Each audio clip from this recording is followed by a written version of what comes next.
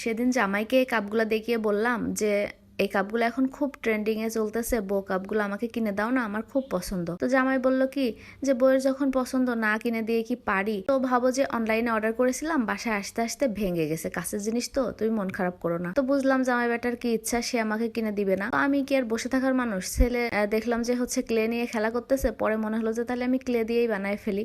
তো পরে আর কি আমার পাগলের সুখ মনে মনে, তো আমি আর কি ক্লে দিয়েই এখন বউ কাপগুলোকে বানিয়ে নিচ্ছি। আর আমার ঘরে দুইটা এরকম হচ্ছে প্লেন কাপ ছিল, তো ওটার গায়ে লাগিয়ে দেখছিলাম যে দেখতে কেমন দেখায়। পরে দেখলাম যে একেবারে খারাপ দেখাচ্ছে না, চলে মোটামুটি আর কি। তো যাই হোক, এখন আমি এই যে একটা বানানোর পর দেখলাম ভালোই লাগতেছে, নেক্সট আরেকটাও বানায় নিলাম, দিয়ে এখন আমি হচ্ছে দুইটা বো কাপ তৈরি করে ফেললাম।